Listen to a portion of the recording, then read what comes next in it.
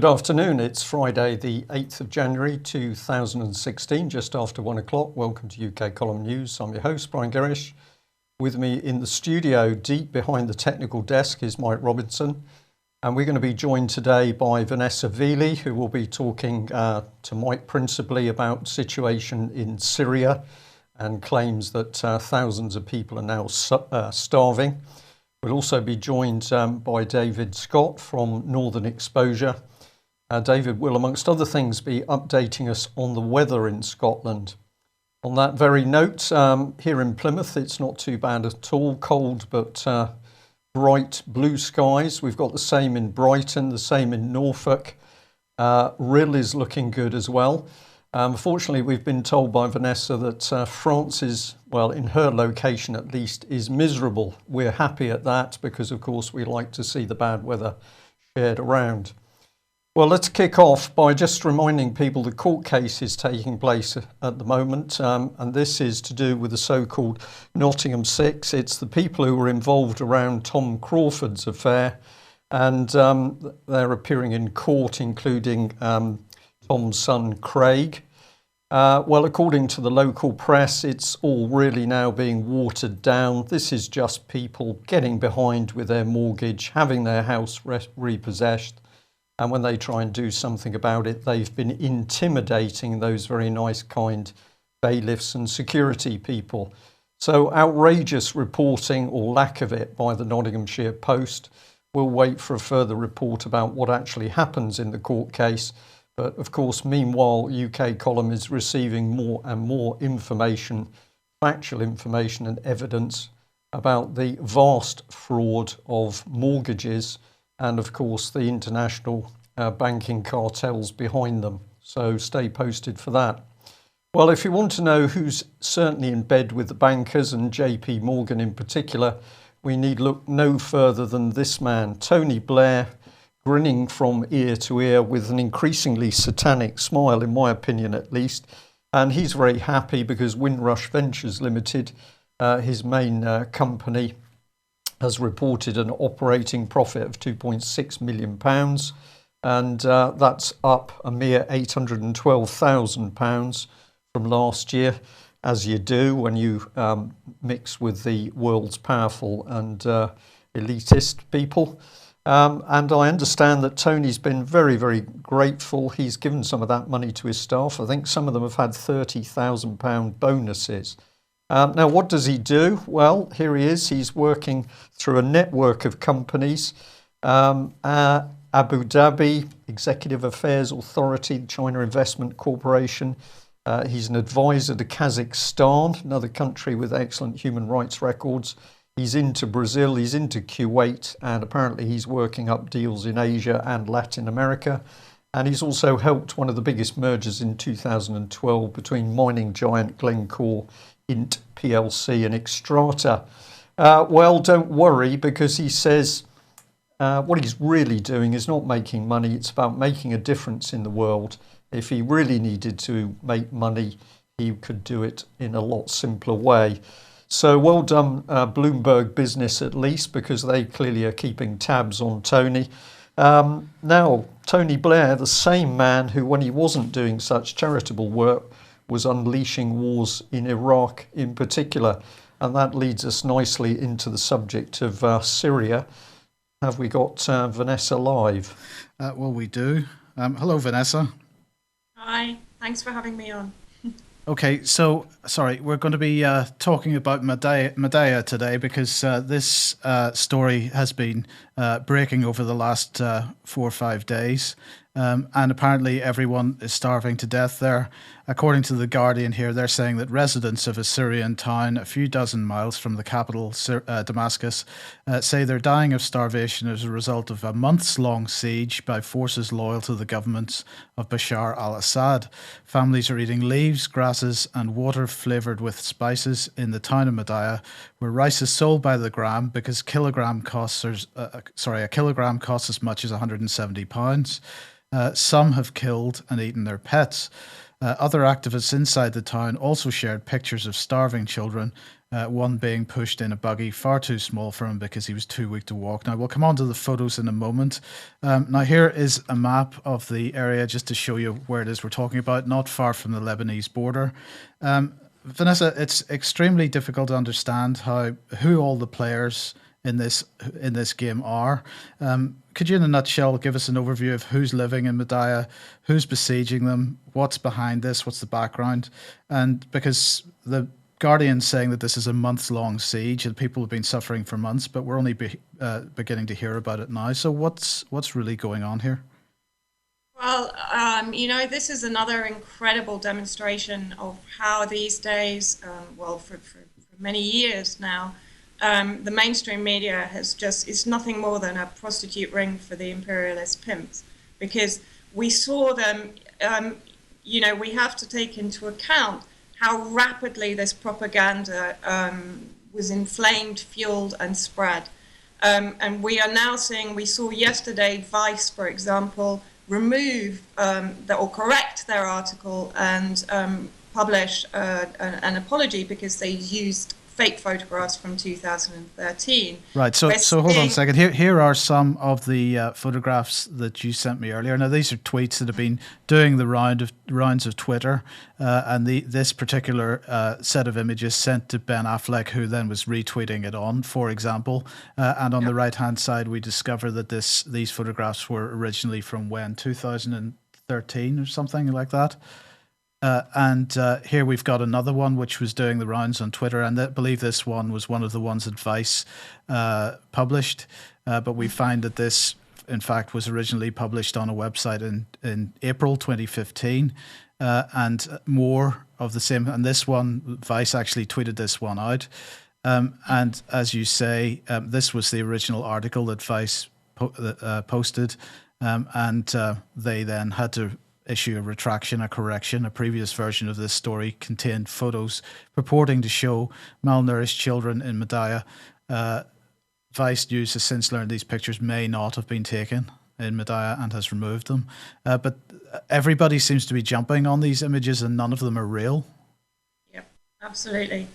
Well, very few of them are. And I mean, I think what we need to do is to really, what the mainstream media should be doing, which is to investigate the situation before they turn it into this huge theatrical drama that we're seeing unfold, which was very similar, if you remember, to what happened with Yarmouk. And we have to look at the timing of Yarmouk, for instance, which was just before the elections in 2014 when that exploded. Well, I don't need to explain why it was necessary to create a drama at that time.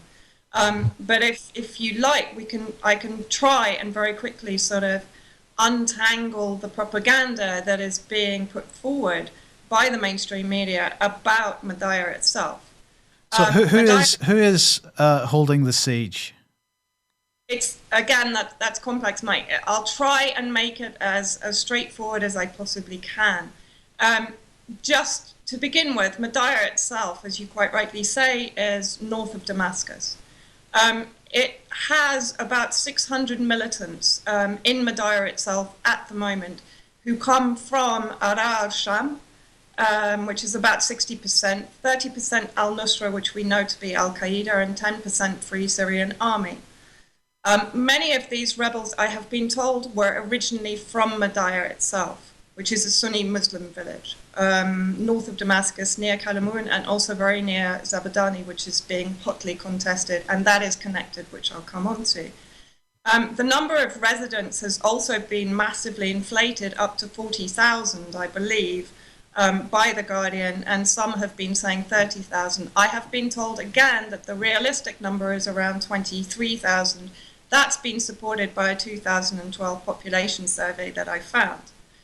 At the start of the conflict, we can say that a percentage of the Madaya civilians supported the rebel incursion and were supporting them purely because they saw it as a way for them to gain independence from the government. Madaya historically has, to some extent, been against the government. So it's not unusual that they have, in some ways, in the beginning of the conflict or the war on Syria, they have supported their own civilians and the rebels within Madaya. But in recent months, we have actually been seeing videos coming out of pro-Assad protests and demonstrations within Madaya itself. And this is where we should be saying, well, hold on. If this village is anti-Assad, it is basically occupied by Ahrar al-Sham and associates. Why are we seeing anti-Assad demonstrations within this village itself? And why are we seeing videos of villagers actually arguing with the militants that are occupying Madaya, saying, why will you not allow food in? None of these videos have been produced or put out there or published by the mainstream media. The reason we are seeing it is because on the 18th of October, the Red Cross, and this was a statement made by the Red Cross official yesterday, the Red Cross delivered food into Madaya that should have lasted them for 2 months. For 2 months. So that would have taken them up to the end of December, Mike. And what we are seeing are the citizens of Madaya complaining to the militants that they are stockpiling those food supplies. Now, this is something that we've seen them do elsewhere. We saw them do it in Yarmouk. We saw the photographs of fat rebels holding starving babies. So why are the rebels not starving and the people are starving? That's the first question that people should be asking here, because we saw exactly the same propaganda images coming out of Yarmouk. And it's exactly the same system that is happening here. The food is being taken by the rebels that are holding the town. It's being stockpiled. And the inflated prices are down to the rebels. These are the people who live amongst their own people, and they are starving them for propaganda. So, Vanessa, if we look at this article, for example, in The Guardian today, this is the latest, the Syrian regime to allow aid into besieged, starving town, and the BBC covering the same thing again. If more aid goes in, what's going to happen to that food? It again falls into the hands of the rebels and they simply ramp up prices yet again? While there is a need for propaganda, that is what will happen, yes. While this propaganda wave needs to be maintained, that is precisely what will happen. And let us also not forget that the UN went into Madaya on December the 28th, 9 days ago, and they evacuated injured fighters, militants, rebels. Are you trying to tell me, is the mainstream media trying to tell me that the UN would go into Madaya, they would evacuate injured soldiers, militants, and they would leave behind starving civilians? Or are you also trying to tell me that in 9 days, people will reach a level of starvation that we are seeing in those photos that we know do not come from Madaya? So just absolute propaganda. It's absolute propaganda. I mean, what I would like to do also is to explain the actual siege, because again, there's a lot of confusion. And the mainstream media, The Guardian in particular, yesterday was trying to put across that Hezbollah are involved in the siege. I mean, his way of discerning this is the fact that Hezbollah didn't deny that they were forming part of the siege. For him, in his supreme investigative journalism, this was proof that they were involved in it. The fact is that Madaya, in reality, it has to some extent been under SAA, Syrian Arab Army siege, since August 2015. But again, it's obvious from the Red Cross statement that they have been allowing essential supplies in, which have been being hijacked by the rebel occupation of Madaya, as we've explained. But it's also important to explain the reasoning behind this siege. I mean, siege is always going to be part of a war scenario anyway, to some extent. But the reasons for this siege are incredibly important. You know, we have seen in Kafara and Fua, which are Shia villages in the Idlib province of Syria, an ongoing siege, a full terrorist siege since March 2015. Prior to that, since the beginning of the conflict in 2011, Kafara and Fua have been under partial siege and constant attack. Overall, those villages have lost over 1,700 civilians, 1,700, 300 since March 2015, when they were under full siege and daily barrage from the terrorist hell cannon and starved. The Red Cross again made a very important statement yesterday that none of the mainstream media have picked up on, of course, because it derails their propaganda. They basically said where civilians are in government-held areas, Syrian government-held areas, Assad army-held areas, we never have a problem getting in. The one exception is Deir ez-Zor. However, if they try to get into any of the moderate rebel, in inverted commas, areas, they can't. They are refused entry, not by the Syrian government, not by the Syrian Arab army, by the rebels. So those civilians of Kafira and Fua have been starved pretty much since 2011, relying upon Syrian Arab army bread drops, that's all they were receiving. No medical supplies, no clean water, no warm clothes for over 3 years. They've just been able to extricate 300 families from Kafira and Fua. In Turkey, Iran is brokering negotiations with Ara al-Sham to not only free the civilians of Kafir and Fua and get them out of the siege and their occupation, but also, as you know, recently, rebel fighters from that area have been taken out and deported back to Turkey, where they came from. So these negotiations have been ongoing.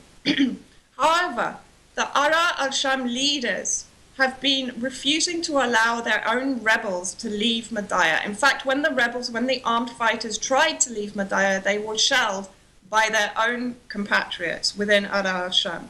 Why? Because Zabadani, which has been the hotly contested area, is the Hezbollah stronghold in Syria. It grew up from the Palestinian camps after the 1948 Nakba. It grew from that, evolved into the Hezbollah stronghold. Now, this is where it has to become obvious what the agenda is here. It is Israel that is controlling Ara al-Sham. It is Israel that is saying to Ara al-Sham, you do not leave that area until you have cleansed Zabadani of the Hezbollah camps. Why? Because that ensures Israeli security in the region. That breaks the link between Syria and Hezbollah in Lebanon. It undermines the axis of resistance to the imperialist agenda, but also the Israeli agenda in the region. So the Ara al-Sham leadership has had pressure put upon it to keep its fighters in Madaya, to keep the propaganda rolling on the starvation of the civilians of Madaya. And what is happening is that the Syrian Arab army has put Madaya under siege in order to force Ara al-Sham's hand in the negotiations. And we've seen it work. What happened yesterday? The UN suddenly announces that, oh, yes, we can get food into Madaya. Vanessa, thank you very much for taking us through that. I have so many questions going through my head. What I'd like to suggest live, so we'll see what we can do, but I would suggest that we have another session with you where it's dedicated to having a look at what's happening in Syria around these sieges, and then we can actually go into the detail I know you would like to go into on this one.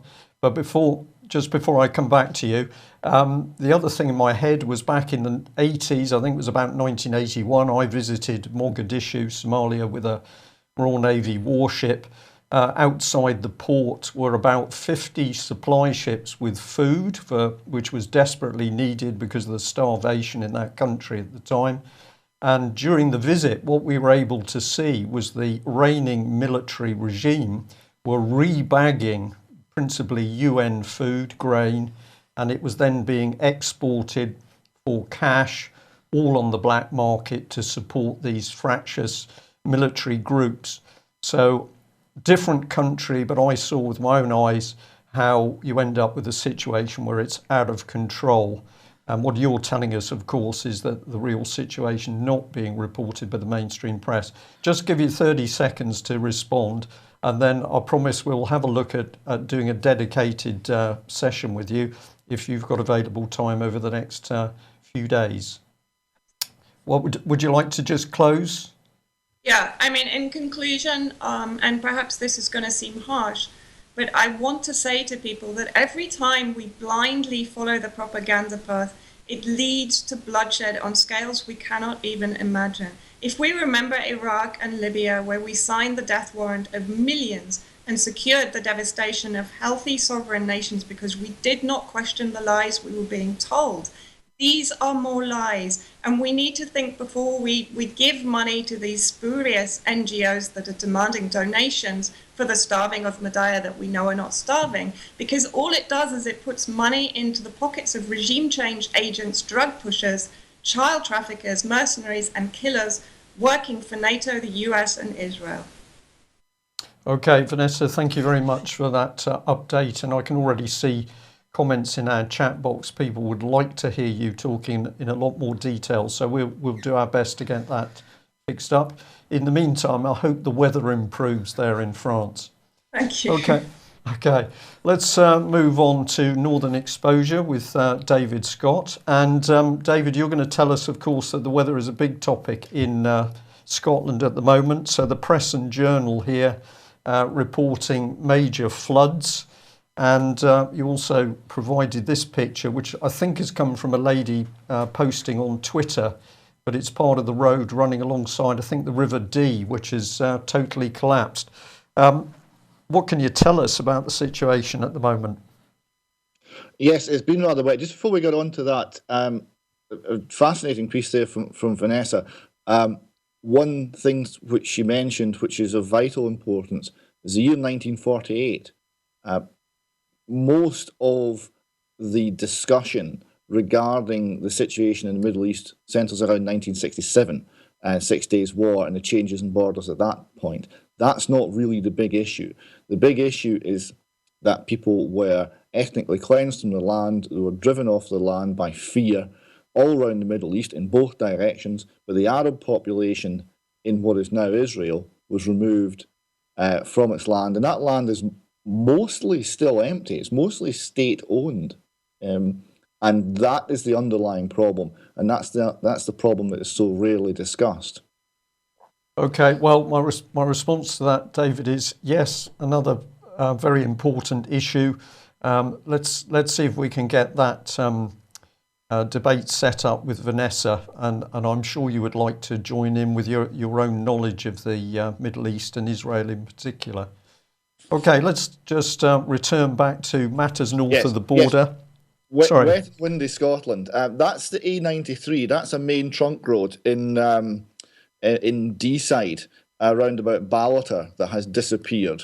There's more gone now. There's about 100 metres of it's completely removed by the river and is now somewhere in the North Sea.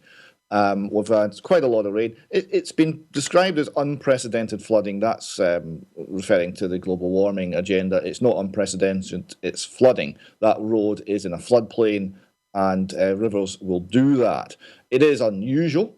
If you've got a shot of the castle, maybe, yes, that's the one. This is a Grade A listed castle, which was 60 feet from the river before a week ago, and is now 12 feet from the river, 12 feet being straight down.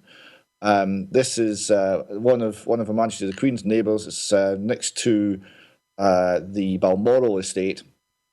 It's 450 years old, I think, the castle, so it's been there for a while, and the river hasn't bothered it before, but it certainly has now. That's Abergeldy is the name of the castle. Very bonny, and we're currently seeing engineers trying to sort that using the FBR method, which, as I'm sure you understand, Brian, stands for fairly big rocks, which is what they're throwing into the river. My response to that, David, is you're very lucky, because where the A379 road has subsided, in fact, this was, I think, just about a year ago now. This is to the east of Plymouth, subsidence on a very busy country A road. It's simply sat there with absolutely no effort to repair it. Set of traffic lights causing major disruption. So at least you've got people who can lift and shift rocks in Scotland and get the job done. Well, but it helps if you're neighbours to the Queen, I think. Okay, it helps if your neighbours to the Queen, as the owners of that castle apparently are. But I believe you also now got snow forecast. Snow's on the way, yes. I was cheeky And enough to say that this was a picture of a Scotsman stuck in the snow, but you've told me otherwise. yes, that's what we call a Hielan coo, Brian. And they're very bonny, quite the most lovely cows in the world, and they're quite good at digging themselves out of snowdrifts, it would seem. We've also lost for a little while Aberdeen Airport. There's a hole appeared in the runway due to flooding, and it's been wet. Okay. All right. Well, we're all suffering the water at the moment. Let's get on to some of the subjects that have stayed as a thread through our discussions with you. And people are still challenging Theresa May over the position of Eilish Angelini. That well, it's being alleged that she's still being investigated with regard to her use of public funds for court cases, principally against Robert Greene. But it's small text here. I've put it up in order to show it exists, but this is an email that's been sent to Theresa May. And the point in it is that the person who sent this email got a response where a Miss Gregson informed the person that she was replying on behalf of Theresa May. She says, I'm happy to confirm that the article you refer to is wholly misleading. It is not true that public funds have been misappropriated, and Dame Eilish is not being investigated for misconduct. And then the author of the email has continued, it is my understanding that Audit Scotland are indeed looking into allegations of a secret slush fund of public money within the Crown Office and Procurator Fiscal Service, and moreover they are investigating whether Dame Eilish Angelini used public money to pursue a private civil action, and that is ongoing. What can you tell us about this, David? Yes, very strange response. Lisa Gregson, we haven't managed to find her yet. This person has responded, but when the Home Office was called to try and get in contact with her, they've never heard of Lisa Gregson. So we got this undated letter from someone which may or may not exist. Whether Lisa Gregson's code for "I'm not putting my name to this" or whether she's a real person is yet to be discovered. Now, the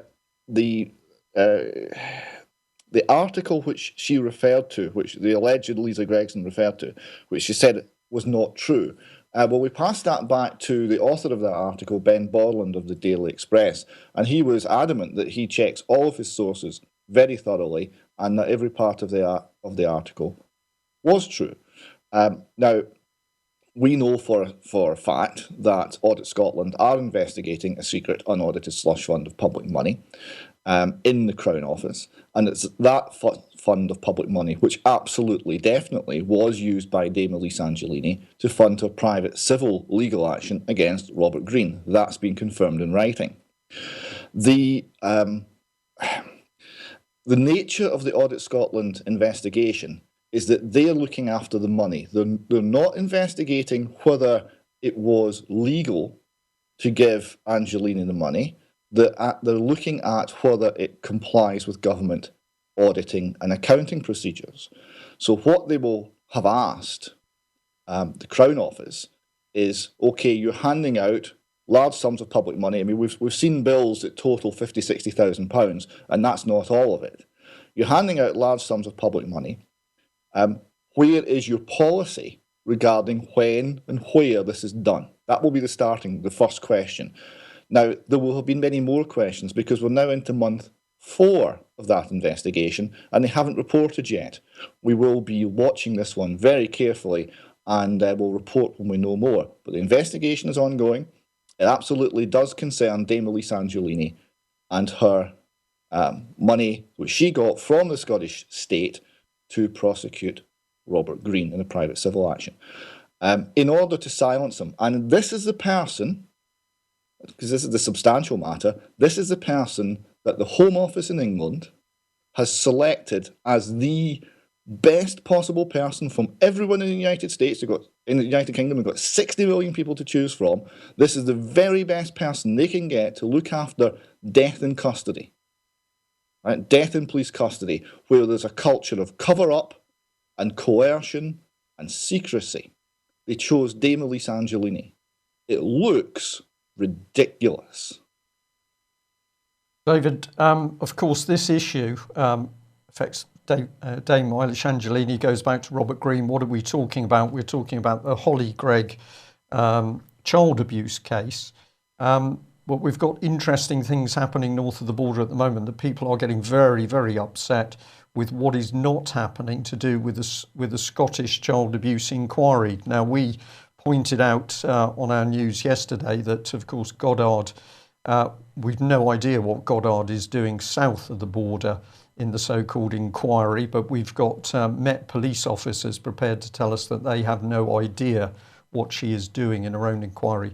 Why are people getting upset north of the border? Well, it's exactly the same thing. What we've got is a situation where the inquiry was announced in November 2014. So the first 10 months, nothing happened.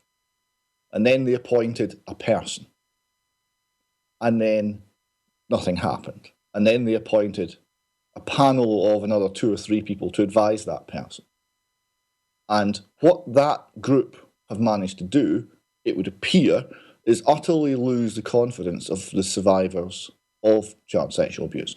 There are several aspects to this. A lot of it comes back to the government. I mean, there's only so much blame that applies, I think, to the person running the inquiry in Scotland, because really all she should do, is resign, because she's been handed terms of reference that basically is a cover-up.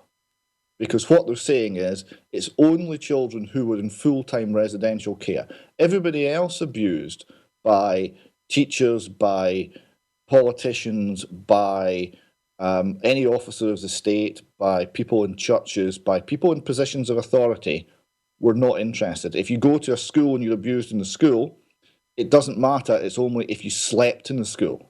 It's a ridiculous distinction. That's the terms of reference that are applying in Scotland. It's nonsense. It's there to exclude 90% of the cases, or the vast majority of the cases. Right, David, I've got some newspaper articles here which you brought up, which will take the viewers through this. So we've got the BBC Survivors Organisation threatens abuse inquiry boycott. Yes, members of the In-Care Survivors Group, INCAS, said the Scottish Government was treating them with contempt. Another organisation, White Flowers Alba, has already indicated that it will take no part in the process. So you can see there the survivors groups are already voting with their feet. And, well, the comment here, I think, is one of the key ones. This is Susan O'Brien, who's the QC, if I've got this right, heading the inquiry. She says to the Scottish Minister for Education, Angela Constance, it seems to me the matters raised fall squarely within the provenance of discretionary decision-making by government. These are political decisions. I don't wish to comment further. So she's obviously indicating her hands are tied. Who is making sure the inquiry doesn't go where it should do? It's the government. This headline here, I think, is a little bit older, but child abuse survivors slam shambolic inquiry delays. So exactly the same as Goddard. Yes, this is another headline from 2015 October. It's just to show that this has been rumbling in the background for some time. The government knew that they were losing the confidence of the survivor groups, and they've just not bothered to do anything about it. Right, so the lady who is in the firing line, here's Angela Constance. We've been a bit cheeky here because we say she scrubs up well, but has been less than effective on child abuse. So she's been in the press for all sorts of things. She thought she was on a recorded interview with the BBC, but was actually live, so that was a bit of an embarrassment. She says that she's confident we've taken the time to allow the chair of the child abuse inquiry to lay the foundations of an inquiry that will allow us as a society to right historical wrongs. So she's trying to say that Ms. O'Brien actually has flexibility in how she's running that child abuse inquiry. Constance here, hang on a minute, just 2 seconds, David, sorry, 2 seconds. Sorry. Just to get the humour in here, of course, we were sent a number of pictures of this lady in her startling outfits. It's a sort of mimic of Theresa May, isn't it? But I was worried about this one because she seems to be waiting for some business. I don't know what was going on there, but what is this woman actually doing to help the child abuse inquiry? Sorry, to help the child abuse inquiry? No, she does things to help the Scottish fashion industry and shoe manufacture. Right. Well, let's just look at what the survivors have said. They said, with an election looming, survivors are surprised that Angela Constance is happy to treat people who have suffered so much with such indifference. That's what she's doing. She's treating them with contempt. She's treating them with indifference. She's not listening, and she's presiding over an inquiry which was brought forward with great reluctance to meet the clamour in 2014 for something to be done. We announced an inquiry. We waited 10 months for the clamour to die down. We then announced the terms of reference of that inquiry, which said, in short, almost all of the abuse we're not interested in. We're going to pick a very small amount of abuse because we can contain that. And then she's moved from there. And I can't imagine she's surprised that the survivor groups are viewing this as a betrayal, because quite clearly that's what it is. Okay, well, of course, safety of children as far as the Scottish Government's concerned, what you need for that is the named person scheme. We think this is what Goddard is going to try and bring in. She started a contract for research into how other countries, other Scotland, for example, but also European countries are protecting children. So you've got the named person scheme here, warning, this is quite incredible, that they have been, the government has been recruiting taxi drivers basically to spy on people in their cabs in order to protect children. Now, I was really interested with this newspaper article. I'm not sure what paper it's come from, but a few years ago, when UK Column used the term Stasi, we were just over the top. It was outrageous. Now we've got mainstream, to use that horrible expression, calling Stasi. There is a video. There's an audio clip embedded in the named person website where we can hear what's going on. Shall we just play this and then you can comment on that? Please do.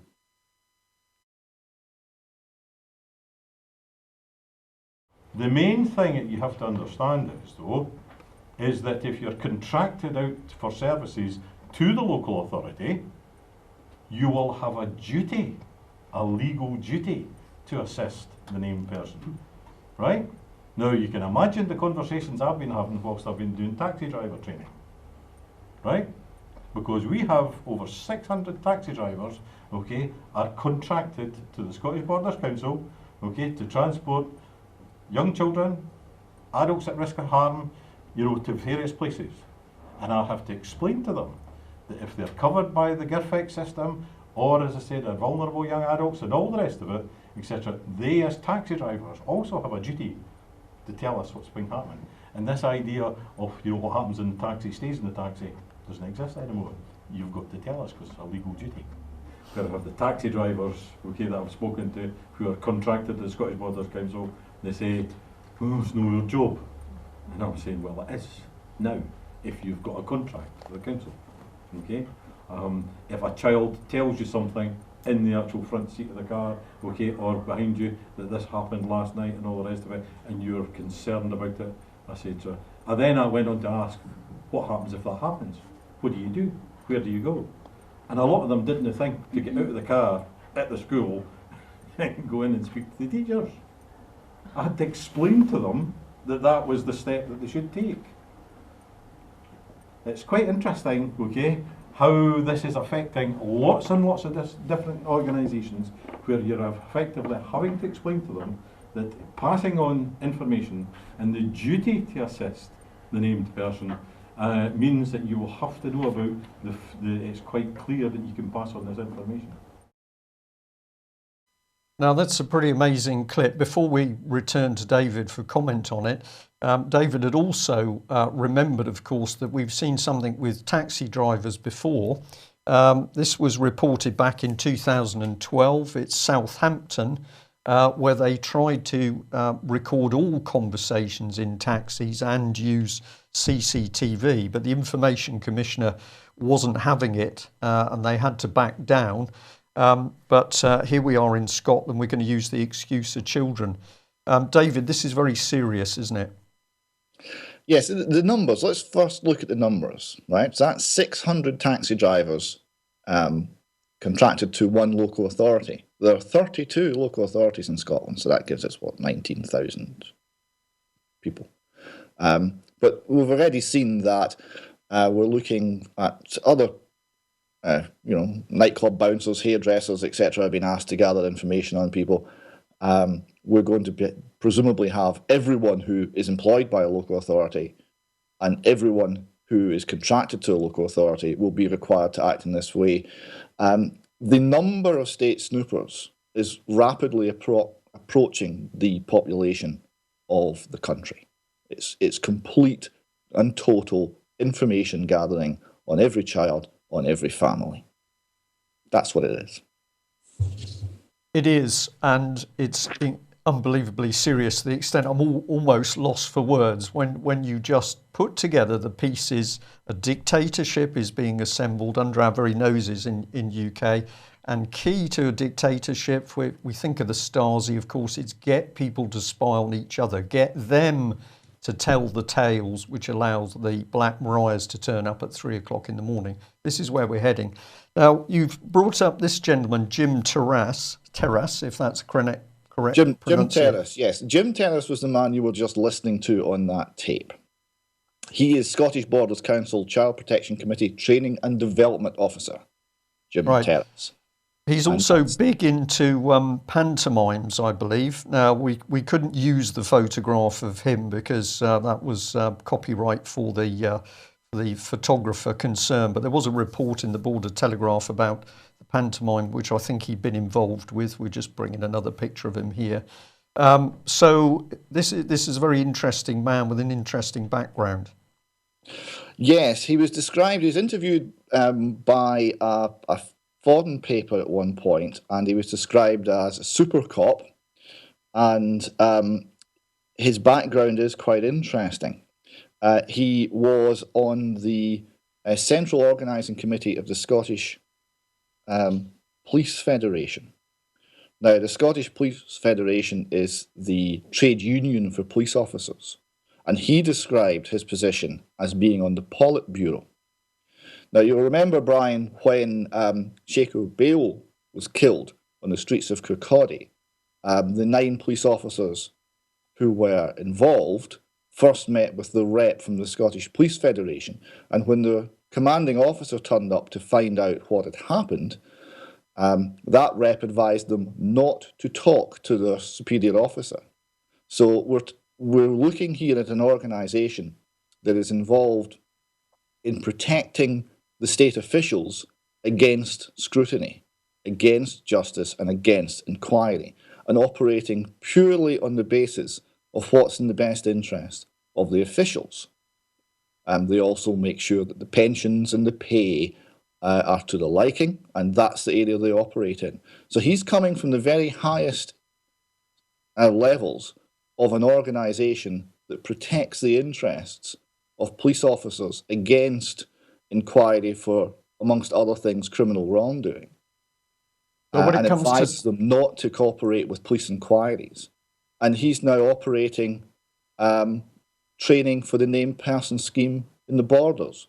I would suggest, is it possible that you could have anybody worse in that position?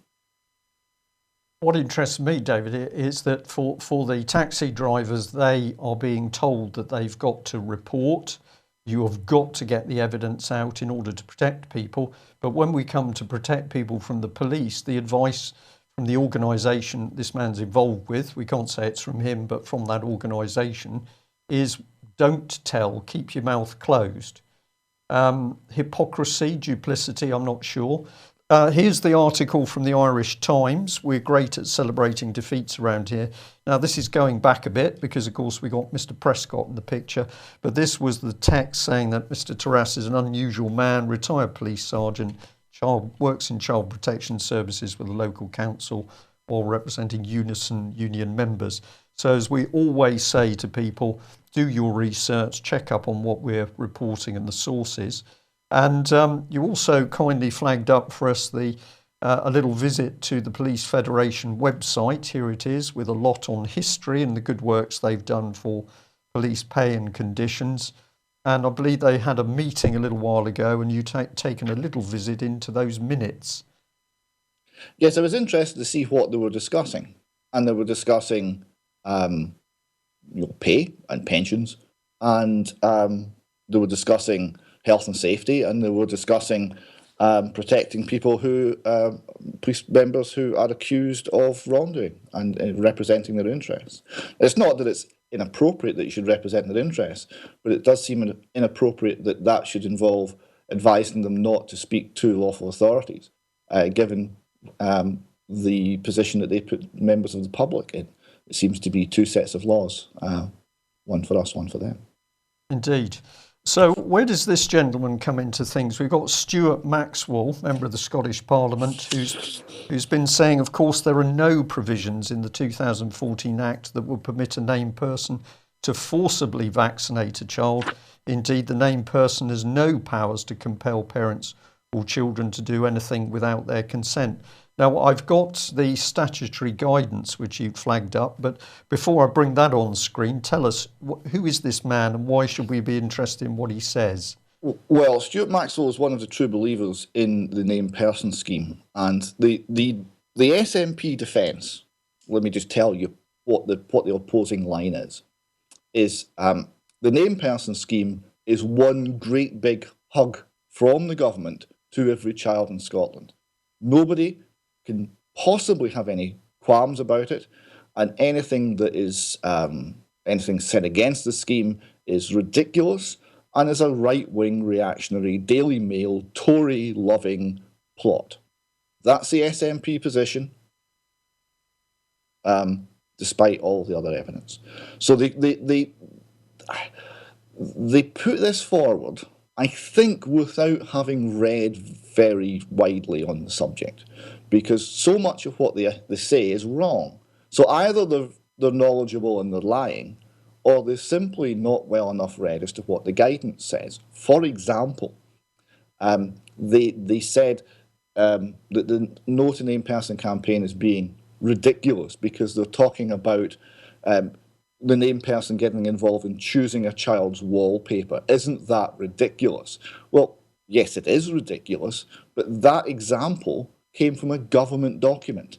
The government chose that as an example to tell parents, using language that's suitable for a 7-year-old, because, you might be thick, to tell parents what a named person would do. They talked about how ridiculous it is saying that they get involved in what the child watches on television. Another example from that same government document. So they don't seem to be aware about what their own officials are actually telling people and are actually planning. So Mr. Maxwell here has stated that the named person has no powers to compel parents or children to do anything. Isn't that reassuring, Brian? You might think so. If you go on to the next slide. Well, let's bring on the rest of it, because you picked up on the statutory guidance here. I'll just highlight where I think you're going to go, because the man at the top says that there's no provisions that would permit a person to be forcibly vaccinated.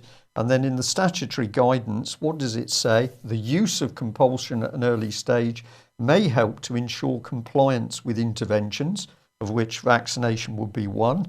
And down at the bottom there, including consideration of whether compulsory measures of supervision may be required to meet the child's well-being needs.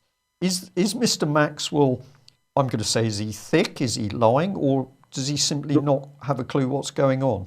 Those are the choices. Thick or lying. We don't know yet. The second one there is worth just reading out in full, because it does illustrate just how pernicious this is. It says the assessment process should follow a national practice model, which provides a framework for practitioners to structure and analyse information consistently. That's the Shinari wheel and the My World triangle and all of this stuff. To understand a child's needs. their strengths and pressures on them, and to consider what support a child might need to improve well-being outcomes, including consideration of compulsory measures of supervision that may be required to meet the child's well-being needs. Now, well-being, remember, is everything, and it's not welfare. And they have made it clear in something that was in, I think, the show just before Christmas. They've made it clear that 2 or 3 low-lying, unconnected worries about something that just doesn't seem quite right, but really on the surface isn't anything very much, taken together can constitute a welfare concern. So someone doesn't like the way that you talk to your child. Someone thinks your child's maybe a bit too fat or too thin or too something. Someone then sees that some of the opinions that child have don't quite meet the government standard opinions. That's enough. That's a well-being. That could be a welfare concern. We can have intervention. We can have compulsion. We can have anything we like. It's all down to the judgment of the official. So who's in charge? The official, the government, the state. That's what this is about. And this, of course, is the major point, David, because you've now hit absolutely on it. If we look, that was the right one to put up, Mike. You can let that one run. If you look at the quality of the people that we are supposed to trust, here we've got a midwife from Newmarket. Is that how you pronounce it? Well yes, Newmarket. Yeah. Found guilty of by the Nursing and Midwifery Council of drugging expectant mothers. The result of this was she got her way, and they had, I think, caesareans instead of natural births. We've got this one, a newspaper article about the grotesque greed of the public sector fat cats. You brought in these two. So we've got the Herald Scotland council boss suspended amid row over 200,000 taxi contracts to his nephew. That'd be a good one, wouldn't it? You're in a taxi where they're spying on your children. And of course, it's a taxi owned by the nephew of the very council running the spying operation. This is serious stuff. Should a parent give up their responsibilities to bring up their own children into the hands of people who are showing that they're full of sleaze and unreliability? Somebody said in the chat room, it's frightening. I think this is a frightening scenario. That's exactly it, because the named person scheme only makes any sense at all if you take certain premises. One, you have to view every child as a potential victim. Every child is now viewed by the Scottish Government as vulnerable or potentially vulnerable, which means you have to view every parent as abusive or potentially abusive. And you also have to view every state official as perfect, as an angel, as a paragon of virtue. And you have a look at them, and they're not. They have this midwife seemed to be drugging pregnant women to hurry along labour because she didn't like the fact that labour took too long, and obviously she had other things to be doing. We don't know what, maybe watching, television or something, I don't know. But she needed a way, the clock was running and she hurried things along. It seems that she hasn't actually killed anybody, but that's more by good luck than good guidance. And then we've got all the greed, we've got corruption, there's endless numbers of sexual crimes. I mean, for example, there's already been a named person who's had to be placed on the sex offenders register due to an unnatural sexual interest in children. And that's what the state is made up of. Yep. And yet we're meant to say that these people are having control and power over our families. It's quite a situation, Brian. Serious stuff. Now, David, watching the clock at the moment, you were keen to get on to in-depth and what sort of systems coming into the country. We are, of course, very interested in that, but I think we're going to just hold that for another time. So, but what I'll just bring up on... If I could just put one, just to finish off that piece and just to allude to where we're going to go, if I can give you one, if I can find it quickly. Yes. One quote. This is from Friedrich Hayek in The Road to Serfdom. He said, the word truth itself ceases to have its old meaning. It describes no longer something to be found within the individual conscience as the sole arbiter of whether, in any particular instance, the evidence or the standing of those proclaiming it warrants a belief. It becomes something to be laid down by authority, something which has to be believed in the interests of unity and of the organised effort, and may have to be altered as the exigencies of the I'm sorry about that. That's fine. That's fine. Of the organised effort require. That gets to the nature of what we're dealing with in the named person. Truth is now a government-defined thing. The whole of life becomes a government-defined thing because the whole of the moral code by which you live has to be defined by the government. Otherwise, how can named persons stand watching over families and decide, godlike, when to intervene and when not to? David, we're absolutely going to get into the area, and I know you've got some really very powerful other quotes to go through.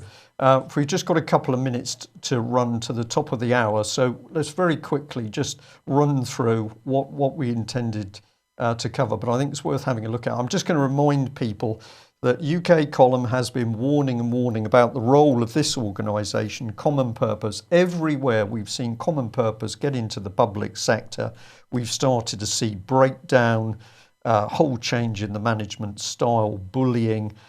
We've seen the fraud and corruption coming in. It can be no accident. If you get onto UK Column website, you can read the articles. If you're interested in the NHS, look for Towards a Million Change Agents. Here's the latest one, Leadership Training for a Common Purpose. But I'd give you 30 seconds on Scottish Police, and then I just would like to end by encouraging people to have a look at a video of a talk by Dr. Andrew Wakefield. But here, David, is your new Chief of Police Scotland, and apparently this man is saying, let's get those armed police onto the streets. Is that correct? Yes, I'd like to come back and do Police Scotland in more detail. I think as a 30-second summary of Police Scotland's new boss, I would give you what I would term, and maybe after Alex has introduced a weekly book review, we should have a weekly word in Scots.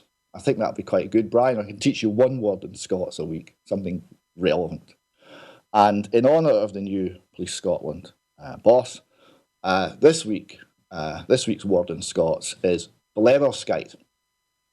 And bletherskite means someone given to voluble, empty talk and nonsense. It comes from the Old English skite, which means diarrhea, in this case verbal, which in turn comes from the Old Norse skitter, which means excrement. So maybe next week, Brian, I can expand on why that's appropriate. Okay.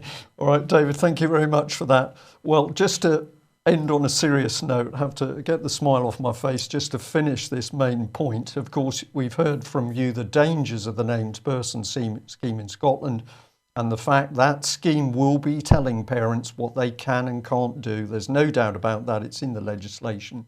And one of the things that will be compulsory, of course, is to get your child vaccinated. I just encourage people to have a look at this video. I have still not seen all of it, but it's Dr. Andrew Wakefield giving a talk about autism and mandatory vaccinations. And in that video, he's quoting real information, real statistics. Here's the exponential growth in autism. And what he's pointing out is if this continues, I think by something like 2045, 50% of children in the US will suffer from autism. So if I was a parent with children who were still to be vaccinated, I'd be paying close attention to what this man says. And I'd certainly be paying close attention to the government telling me what I should and should not do for the best interests of my children. David, I would just add very briefly, Brian, the book, Andrew Wakefield is very worthwhile listening to. Also, he's written a book called Callous Disregard, which is excellent. Okay. David, thank you very much for that. I am, of course, very willing to add Scots to my limited linguistic vocabulary. I can Level manage strength. Remember that one. I can manage a wee drammy at the moment, but I'm happy to learn more. We'll say to everybody, thank you very much for joining us. We can tell that the information that UK Column is putting out is now really starting to hit home as people see how quickly and how serious the pieces are coming together. The Lib Lab Con, all of the mainstream parties are working for a fascist state. We could debate that. We will debate the exact form. But of course, organisations like Common Purpose using NLP for political purposes in the background, extremely dangerous. Can we stop it? The answer is yes. The first thing we've got to do is keep people on a reasonable basis, talking together, swapping information, protecting each other. We do not want violence. We don't want rhetoric for violence. Anybody that's in UK at the moment is in the same boat. Consider it the island, a life raft. We need to work together. But truth and evidence, extremely important. So UK Column is going to encourage people to take our information with your own research and pump it out everywhere you can get it, because people need to know north of the border, south of the border, wherever. We do what we do not to provide an entertaining show, but in order to get the evidence across so that you can personally take action to deal with what's going on. As you can see, in 2016, things are really speeding up. There is much more worse stuff to come. We know about that. But if we're forewarned and forearmed, we can do something about it. Okay, that's it from us. Thank you very much for joining us. If you like what we do, consider making a donation or taking out a subscription. We'll be back same time on Monday. Bye-bye.